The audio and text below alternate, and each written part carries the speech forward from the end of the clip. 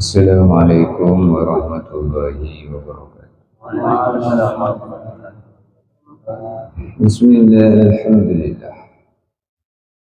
Wassalatu wassalamu ala rasulillah.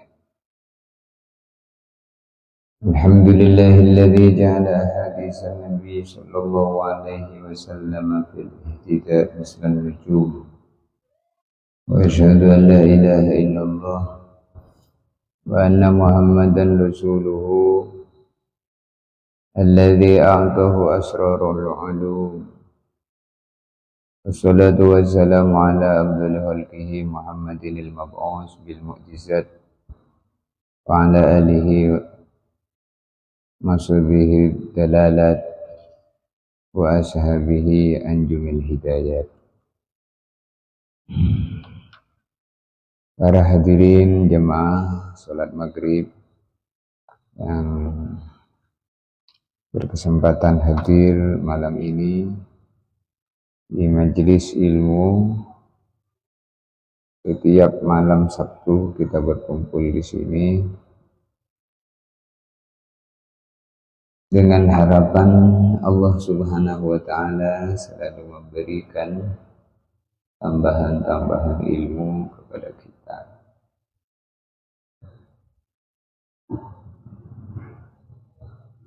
Sehingga kita semakin meningkat mutu amal perbuatan kita.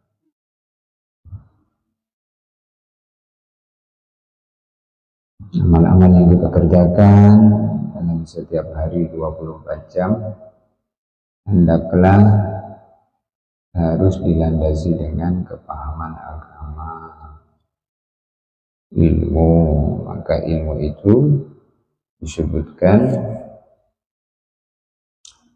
mislan nujum fil ihtidaa, seperti bintang-bintang di langit. Bila diikuti, seseorang akan mendapatkan petunjuk. Mengikuti arahan agama itulah hidup dengan ilmu.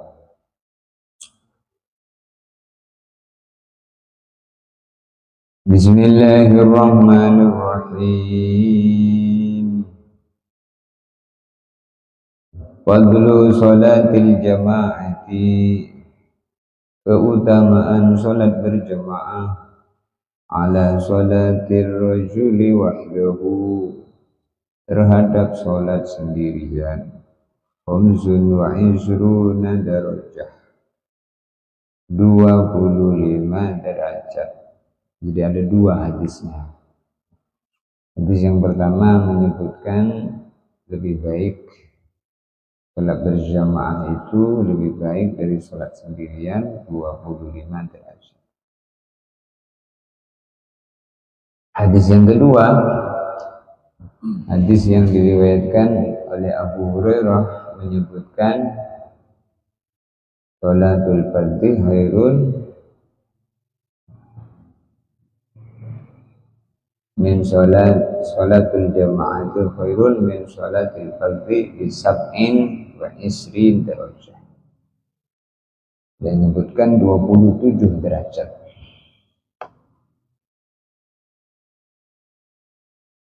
Wa fadlu sholatit tatawwu fil baiti, dan keutamaan sholat sunnah dikerjakan di rumah, ala fi'liha bil masjid, terhadap sholat sunnah yang dikerjakan di masjid, kafadli sholatil jamaah ala sholatil munfarid, seperti keutamaan sholat berjamaah terhadap sholat sendirian.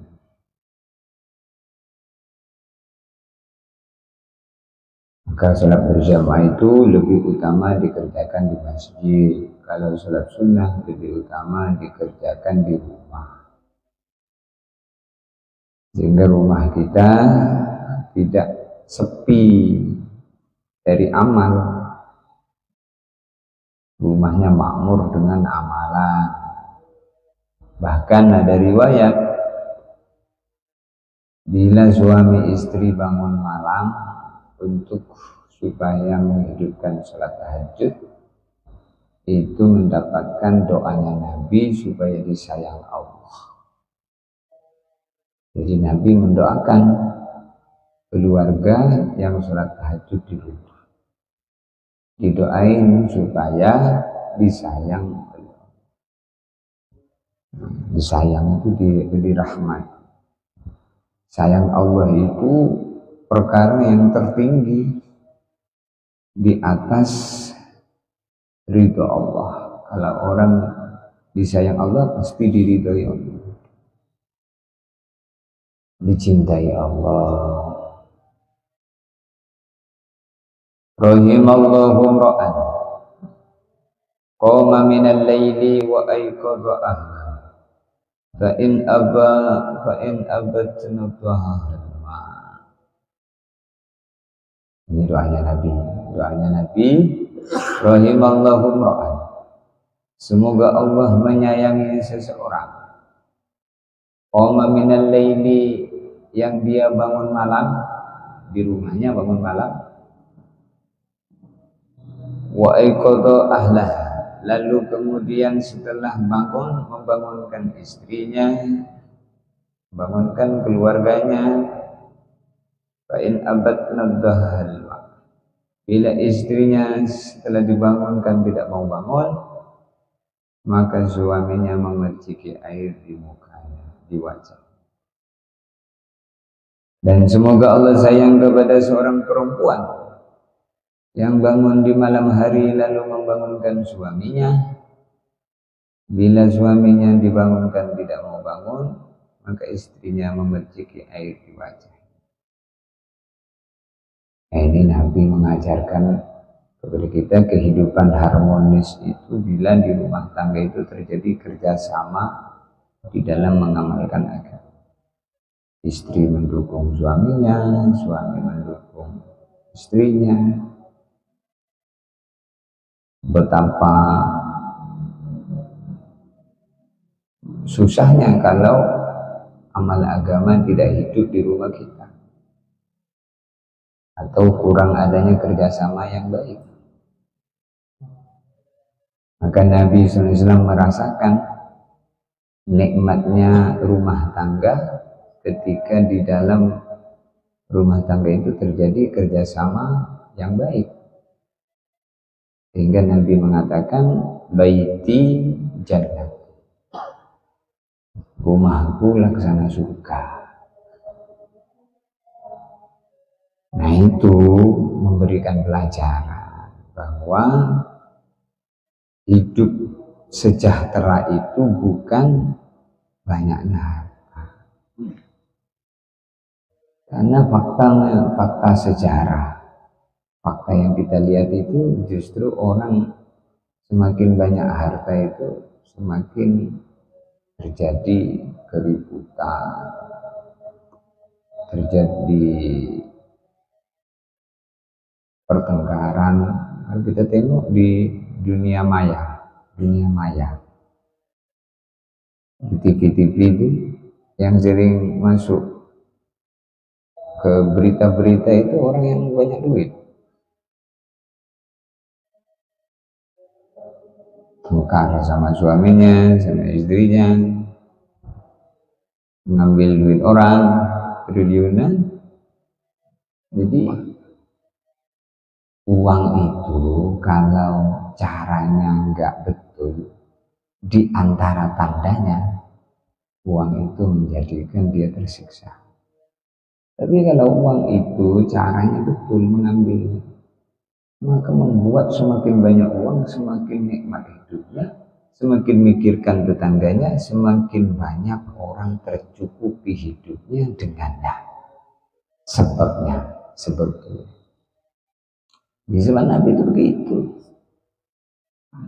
Kenapa di zaman Nabi itu menjadi generasi yang dikatakan oleh Nabi khairul qurun qarni, sebaik-baik generasi adalah generasinya Nabi. Tsumalladzina yalunahu, generasi setelahnya. Jadi generasi, generasi bersama Nabi, yaitu sahabat. Kemudian setelahnya, setelah sahabat, tabi'in, setelah tabi'in, tabi'ut tabi'in. Kehidupan Nabi itu adalah kehidupan percontohan. Jadi rumah kita dihidupkan dengan sholat sunnah, tahajud di rumah, baca Quran.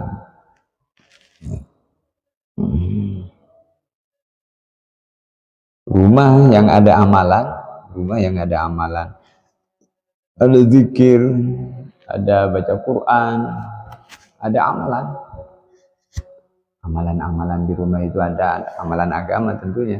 Maka rumah itu akan terlihat bersinar seperti bintang-bintang di langit, bersinar dilihat oleh penduduk.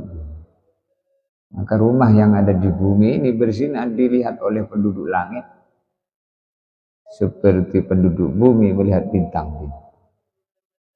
Nah, kalau rumah ada amalan itu bercahaya, walaupun rumahnya terbuat dari bambu, lantainya tanah, dindingnya gedek, atapnya kalau hujan bocor. Tapi penghuni rumah itu orang-orang yang taat kepada Allah. Itu dalam pandangan malaikat, rumah itu berkelap-kelip, bersinar. Walaupun semewah apapun rumah, luas, setiap ruangan ada AC, setiap ruangan ada kasur empuknya, ada kulkasnya, lengkap segalanya semuanya, bersih, wangi. Tapi kalau penghuni rumahnya nggak sholat, gelap. Nah, itu bukan kata saya, itu kata Nabi. Ini kita ini mandang kehidupan ini sebagaimana Nabi memandang. Jadi kita ini ngikut-ngikut menyikapi kehidupan itu sebagaimana Nabi. Maka kalau mau hidup tenang, nikmat, itu ya dengan ibadah saja, dengan taat. Tapi kadang orang itu salah. Wah, gimana mau bahagia kalau nggak punya uang? Akhirnya cari duit asal, mampu, haram pokoknya, yang penting banyak. Iya nggak nikmat pun. Dunia ini bukan tempat tinggal untuk memuaskan nafsu. Salatul rajuli, salatnya seseorang, ma'al jamaati, dengan berjamaah, khairun, lebih baik, min salatihi, dibanding salatnya seseorang, arba'ina munfaridan, selama 40 tahun sendiri-sendiri. Kita salat berjamaah sekali, itu nilainya mengalahkan sholat 40 tahun sendiri-sendiri. Sholat selama 40 tahun, sholatnya tidak berjamaah. Nah, kalau nggak berjamaah terus itu kayak apa ya? Jadi kalau orang itu ngerti suatu nilai yang disampaikan oleh Nabi, dia, lah kenapa kamu selalu berjamaah di masjid? Rugi nggak sholat di masjid tuh, gitu perasaan. Ini timbul rasa dalam hati itu, terasa nggak sempurna. Maka diceritakan orang dulu, saking sibuknya ngurus suatu acara pernikahan, maka sampai dia tertinggal sholat isya berjamaah. Di masjidnya sudah selesai sholat isya, maka akhirnya dia keliling di masjid-masjid lain mau berjamaah sholat isya, sudah selesai juga semua. Akhirnya capek dia. Tengok kanan, tengok kiri juga nggak ada orang mau berjamaah dengan siap. Saking sudah istiqomah sholat berjamaah itu orang kalau tertinggal itu nyari dia itu. Nggak mau sholat sendirian. Nyari dulu masjid mana yang belum selesai. Hanya dia keliling. Ternyata setelah keliling seluruh masjid sudah selesai sholat. Mau nyari orang sudah nggak ada. Akhirnya dia sholat isya tadi 27 kali. Ingin supaya harapannya sama seperti pahalanya berjamaah sekali. Ini kalau berjamaah kan lebih baik dari 27 derajat. Berarti saya ini kalau mau sama ini harus sholat isyanya 27 kali. Akhirnya dia sholat isyanya 27 kali. Maka malamnya mimpi. Walaupun kamu sholat isyanya 27 kali, pahalanya tetap tidak menyamai sholat berjamaah di masjid. Ya, orang-orang itu kalau mikir akhirat tuh kayak gitu. Tentunya orang mikir akhirat. Jadi akhirat ini perlu kita pikir. Nah gini nih mikir akhirat tuh kayak gini. Mikir akhirat tuh ngaji, mikir akhirat tuh bagaimana selalu berada dalam kebaikan. Berangkat ke kebun, niat dulu ya Allah Engkau jadikan saya petani, maka saya mau berangkat ke kebun, bismillah. Ini perintahmu juga ya Allah untuk mencari nafkah. Maka dia berangkat selangkah, 2 langkah, 3 langkah, sama seperti perjalanannya berangkat ke masjid. 1 langkah dicatat 1 kebaikan, 1 langkah lagi dihapus 1 dosa, 1 langkah lagi dinaikkan 1 derajat. Ini petani yang baik.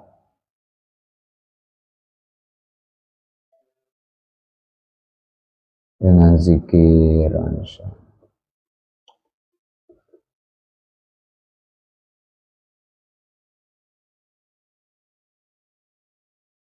memang sholat berjamaah itu mengandung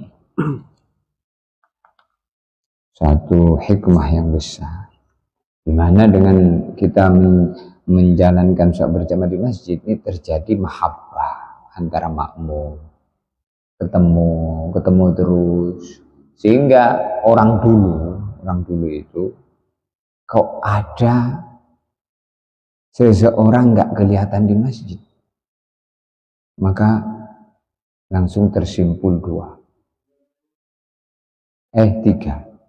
Yang pertama mungkin dia sakit, yang kedua mungkin dia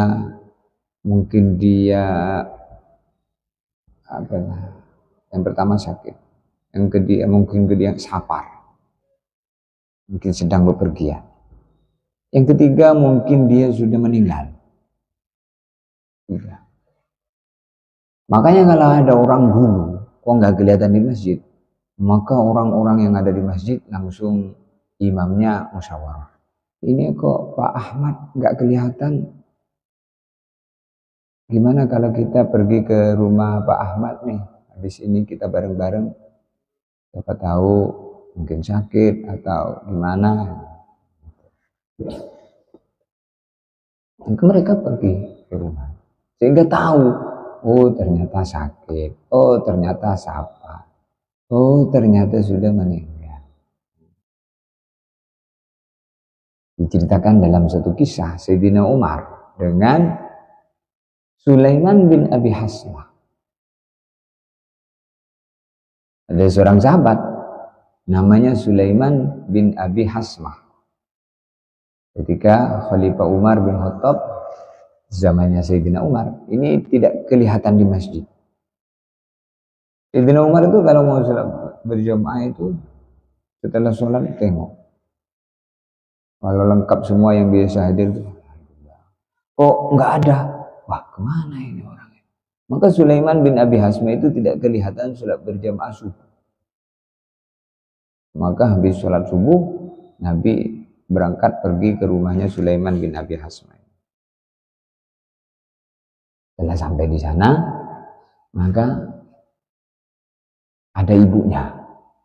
Ada ibunya Sulaiman bin Abi Hasim. Sayyidina Umar tanya, mana Sulaiman kok enggak berjamaah subuh? Sakit apa sedang pergi?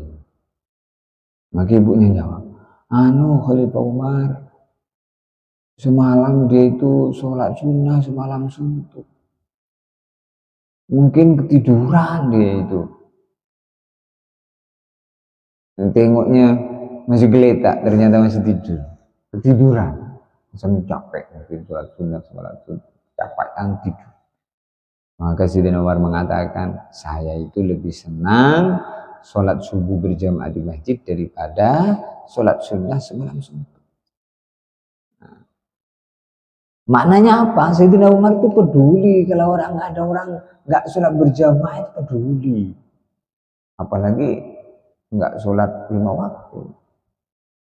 Kepedulian seperti itu sudah jarang sekarang. Orang itu sekarang tuh kasihan kalau ada orang itu ditengoknya kasihan. Apa sebabnya kasihan? Nggak punya rumah dia. Sudah 3 hari nggak makan. Sepertinya nggak punya baju itu terus yang dipakai, kasihan. Tapi nggak sholat, tidak pernah kasihan karena nggak sholat. Itu kata guru saya, almarhum Syekh Zairon, itu orang belum kasihan. Mikirkan rumahnya, mikirkan pakaiannya, mikirkan makanannya, tapi nggak sholat, tidak dipikirkan, itu belum sayang. Karena membiarkan dia berjalan menuju neraka. Jadi kasihan yang tertinggi itu mikirkan ibadah. Maka di samping dipikirkan dunianya, dipikirkan akhiratnya. Setelah kemudian kita membantu dari sebagian rezeki kita, kasih dia beras, kasih dia pakaian. Kalau rumah mungkin sendiri nggak mampu, maka diajak tetangganya untuk bedah rumah. Ini gimana nih tetangga kita ini punya rumah? Ya. Di samping itu, terus ini urusan ngasih makan, ngasih pakaian, buatin rumah untuk kamu ini urusan kecil. Urusan yang besar itu, mbok yo kau tuh sholat, bagus kalau berjamaah di masjid. Akhirnya dengan harapan dibantu dunianya, dia bisa jadi rajin ibadahnya. Itu kasihannya, itu bentuk kasihan seperti itu. Jadi bukan terus mikirkan dunianya saja. Ini pembahasan kenapa sampai di situ. Orang dulu tahu bahwasanya dia sudah tidak ada di dunia ini kalau tidak ada di masjid. Kalau nggak ada di masjid, ada kemungkinan 3 tadi. Sakit dia, sedang safar pergi jauh, sudah innalillahi wa inna ilaihi raji'un. Nah, kalau ini tidak diperhatikan maka akan terjadi. Tetangganya sebelah sudah 40 hari baru tahu ada acara apa, Yusinan dia 40 harinya Pak Abdul Qadir. Nah, sudah meninggal. Innalillahi gak tahu kau. Gak tahu saya. Jadi tetangganya 40 hari baru tahu kalau meninggal. Kalau zaman Nabi itu tidak. Jadi kalau meninggal itu tahu. Maka orang dulu kalau meninggal dibawa ke masjid, disolatin di masjid. Orang dulu itu zaman Nabi, kok ada yang wafat, kalau wafatnya tidak syahid di pertempuran, itu dibawa ke masjid, nanti disolatkan di masjid.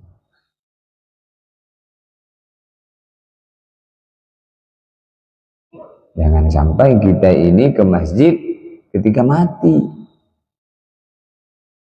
Kalau sudah mati baru ke masjid, itu sudah di depan imam. Sekali itulah cuman. Maka kita alhamdulillah nikmat dari Allah diberi kesempatan pergi ke masjid sholat berjamaah ini pahala besar.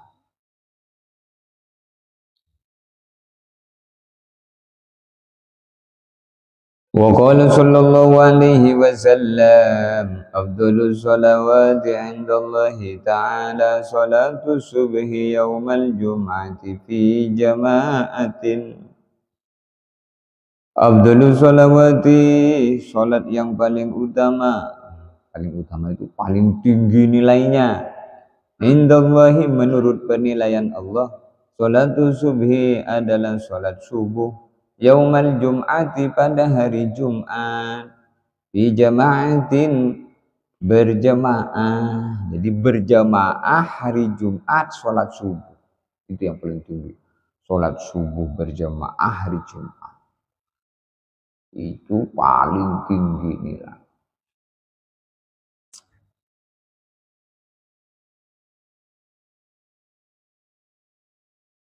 Jadi kata Nabi, afdhalu sholawati indallahi ta'ala, sholat yang paling tinggi nilainya menurut penilaian Allah, sholatu subuh adalah sholat subuh yaumal jum'ati, hari Jumat, di jama'atin, dikerjakannya berjamaah. Man sholat subha bil jamaah, man barang siapa sholat subha, mengerjakan sholat subuh bil jamaah, dengan berjamaah,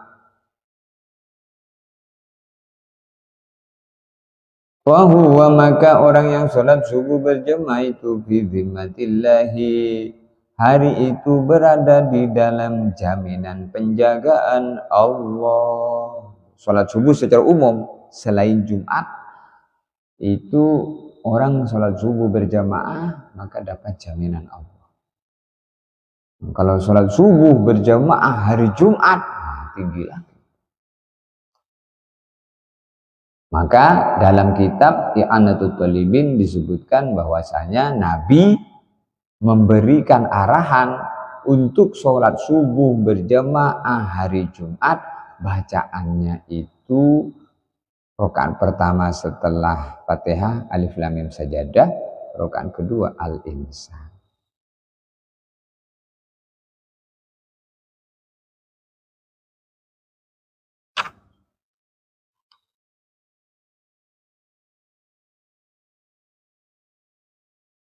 Wa qala sallallahu alaihi wasallam man shalla salata subhi fil jamaah, siapa mengerjakan salat subuh berjamaah, summa jalasa yadhkurullah ta'ala, setelah salat subuh berjamaah dia duduk berzikir kepada Allah Ta'ala hatta tadlu'a syamsu, sampai terbit matahari, kana lahu sitrun minan nar wa bari'a minan nar, maka sholat subuh itu akan menjadi pelindung dari api neraka dan sebabnya dia selamat dari neraka.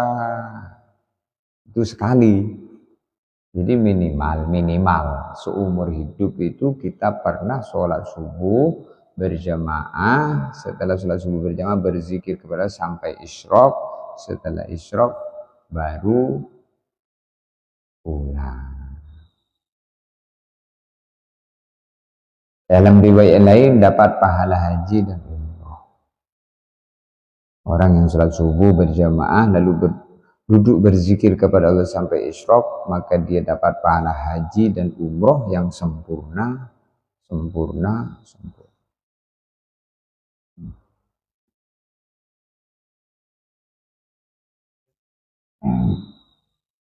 Wa qala sallallahu alaihi wasallam, man shallal bardain, siapa mengerjakan sholat subuh dan asar, ay sholatul fajri wal asri, yaitu bardain artinya sholat subuh dan sholat asar. Summiya bardain, kenapa sholat subuh dan asar dinamakan bardain? Bardain itu artinya dua waktu dingin. Siapa mengerjakan sholat di 2 waktu dingin, yaitu yang pertama sholat subuh, yang kedua sholat asar. Kenapa dinamakan bardain, sholat subuh dan asar? Li'annahuma yusollayani fi bardain nahri. Karena kedua sholat itu dikerjakan di waktu dinginnya siang.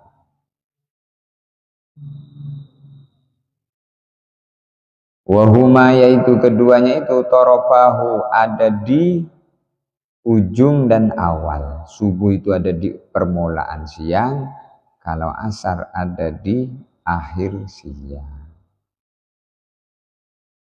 Bil jamaah, asar dan subuh tadi dikerjakan dengan berjamaah. Dakhalal jannata bighairi hisab, pasti masuk surga tanpa hisab. Ini sekali. Bagaimana kalau istiqomah 40 hari seumur hidup? Subuh asar, subuh asar, subuh asar.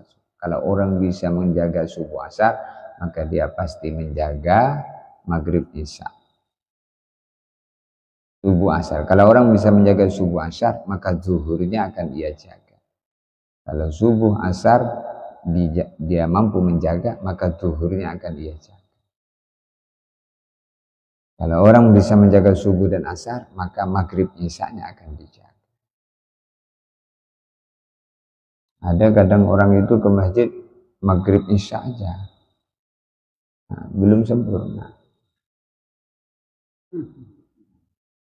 Jadi ini sholat fardu itu di masjid. Kalau sholat sunnah itu di rumah mengerjakan. Tapi bukan maksudnya terus tidak boleh mengerjakan sholat sunnah di masjid, boleh. Termasuk bukan terus tidak boleh mengerjakan sholat berjamaah di rumah, boleh. Tapi nilainya berbeda. Ya sholat berjamaah di rumah itu boleh, sama istri boleh. Bagaimana kalau sama jamaah yasin dan tahlil? Boleh, tapi tidak utama. Nabi tidak pernah mengerjakan. Tapi bukan terus tidak boleh. Hukumnya itu khilaful aula, menyalahi yang lebih utama. Maka yang utama itu sholat dulu berjamaah di masjid, baru yasinan di rumah. Makanya orang-orang dulu kalau buat acara tahlilan itu habis isya. Setelah maghrib dan isya sudah selesai, baru isya. Atau sebelum maghrib, yaitu habis asar. Habis asar dan habis isya. Karena kalau maghrib dan isya itu waktu yang pendek. Jadi ketika dibuat, kadang isyanya keteteran. Belum selesai yasinan. Kadang pas lagi yasinan azan. Harus berhenti, itu sunnah berhenti kalau ada azan.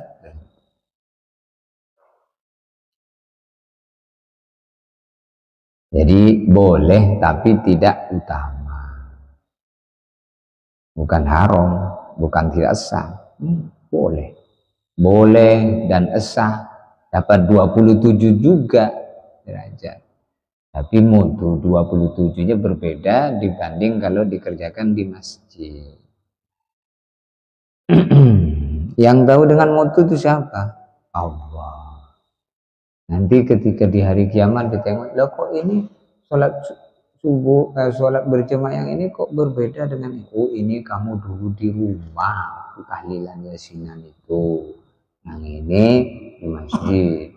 Kasih tahu oleh malaikat. Oh, tahu. Oh gitu ya malaikat. Iya. Kalau begitu boleh nggak hidup lagi ke dunia?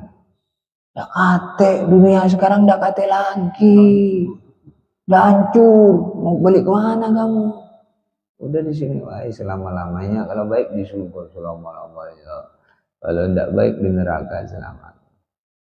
Jadi nanti akan terjadi, dunia ini habis. Dunia menjadi cerita, akhirat menjadi nyata. Sekarang dunia nyata, akhirat masih cerita. Nanti 100 tahun yang akan datang, dunia jadi cerita, akhirat menjadi nyata. Kita diceritain oleh anak-anak kita.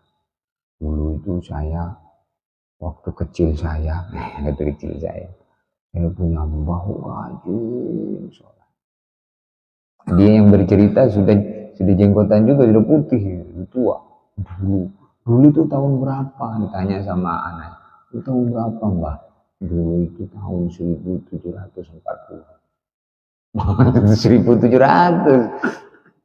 Udah lama itu. Sekarang 2026. Berarti sebelum 2026 itu ada tahun 1500 Masehi.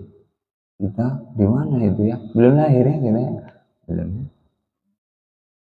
1500 ya pasti belum lahir lah. Zaman Belanda aja. Zaman Belanda itu 1920, ya kan? Singkatnya dunia itu singkat. Bapak Junaidi. Innalillahi wa inna ilaihi ini. Kita lanjut. Wa qala sallallahu alaihi wasallam salat man syahida ay hadara salatal jamaah, siapa menghadiri salat berjamaah, kataballahu ta'ala lahu dhahiban wa raji'an asyra hasanat, maka Allah mencatat di dalam lembaran catatan amalannya setiap pulang perginya dicatat 10 kebaikan, dihapus 10 keburukan, dinaikkan 10 derajat.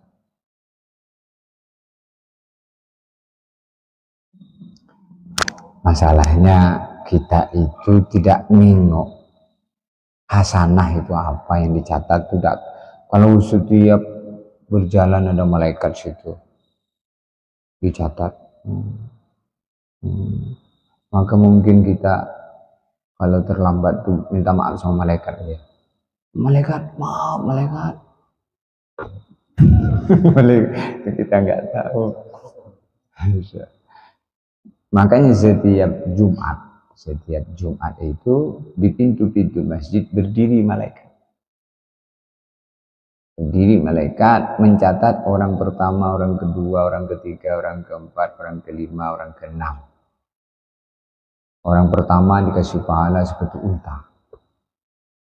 Orang kedua dikasih pahala seperti sapi. Seperti sapi itu maksudnya seperti korban sapi. Orang kedua. Orang ketiga dikasih pahala seperti korban kambing. Orang keempat dikasih pahala seperti korban ayam.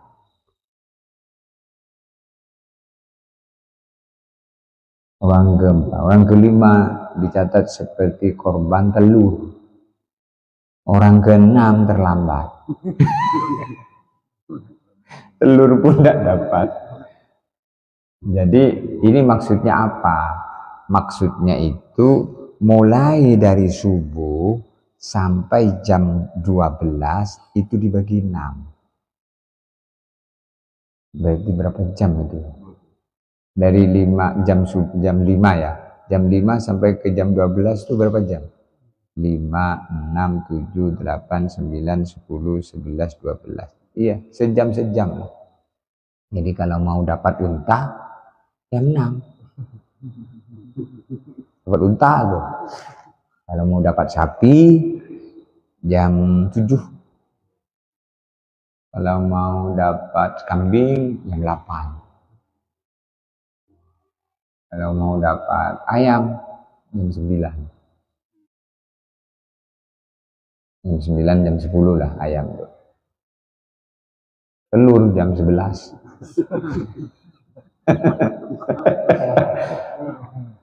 Nah kalau jantungnya jam 12 telur pun tidak punya, tak dapat. Nah cuman malaikatnya itu tidak kelakuan, begitu ujian bagi kita itu tak ada malaikat. Itu malaikat itu kenal dengan ahli masjid. Orang-orang yang sholat di masjid itu kan malaikat. Allah. Jadi berarti sekarang itu banyak orang nggak dapat unta ya. Warbot dapat kita. Dia keluar lagi. Allahu Akbar. Itu kata Nabi dulu itu tingkatan pahala sholat berjamaah. Jumat tuh beda lagi. Maka di hari Jumat itu man ghassala wabtakar wa akhadha min ahsani siyabi wa ta'attara wa tajammala wa masya wa lam yarka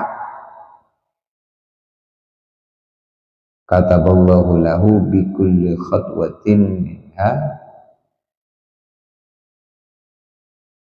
ibadatu sanatin ia mulaiha wa siyamun nahri au kama qala Rasulullah. Siapa kata Nabi hari Jumat mandi Jumat,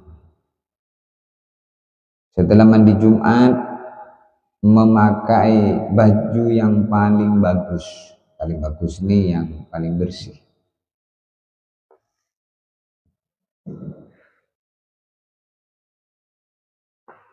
wa ta'attara lalu memakai minyak wangi, wa masya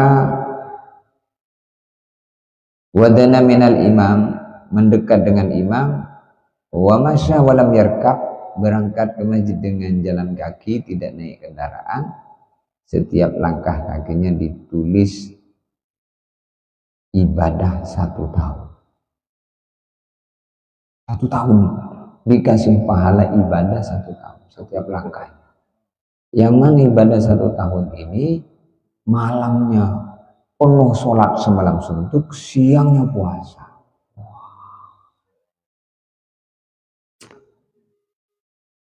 Gimana kalau naik kendaraan? Ya, kalau naik kendaraan nanti tidak naik kendaraan terlambat, mungkin hikmahnya wallah alam. Kita naik kendaraan dengan syukur.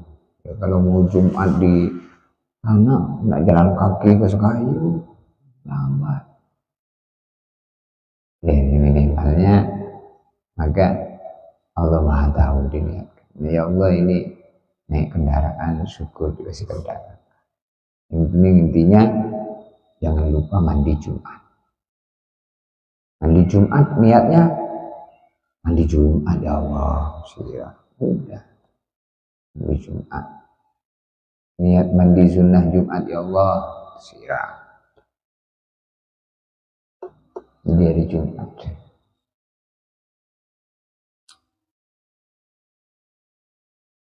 Makanya nanti di hari kiamat manusia itu dikagetkan dengan amal yang dia lupa, merasa tidak berbuat amalan itu, terus diingatkan oleh malaikat, baru sadar. Gitu.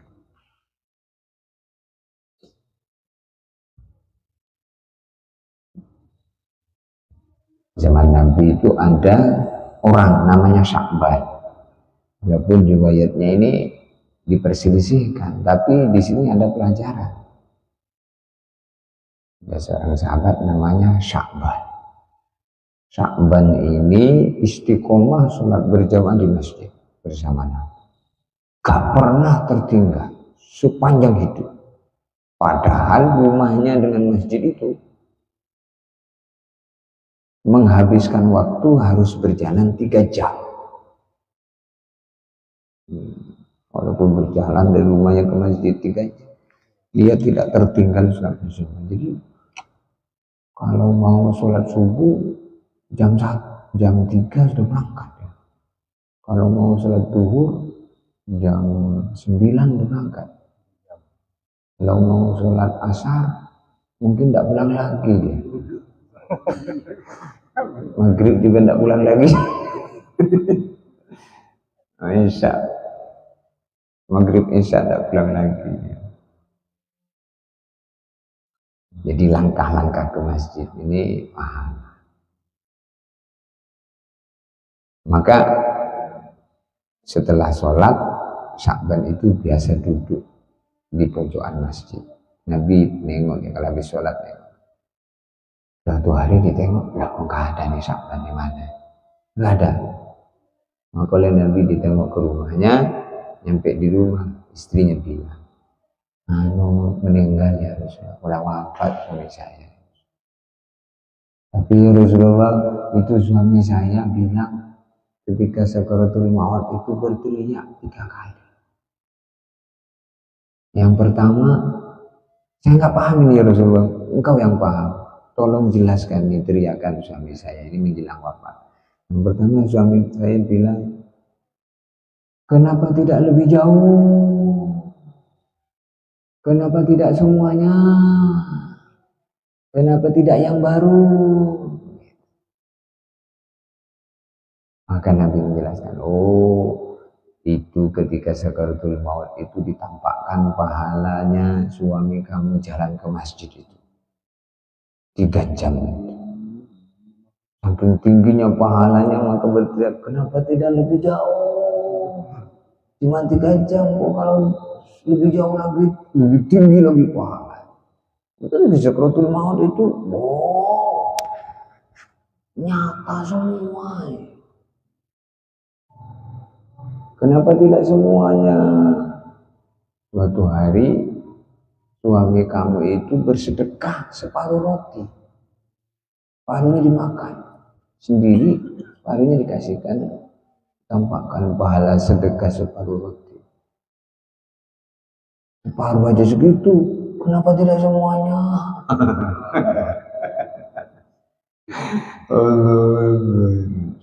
Ini pelajaran bagi kita semua.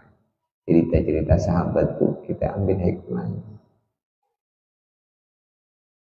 Kenapa tidak yang baru? Suami kamu itu pernah ngasih baju yang sudah lama dipakai. Besar pahalanya, apalagi yang baru. Kenapa tidak yang baru?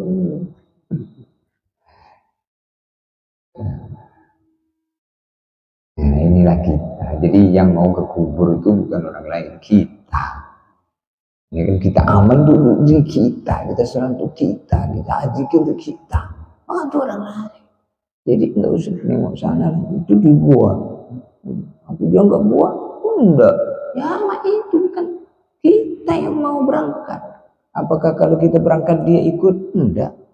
Atau kalau dia berangkat kita ikut? Enggak.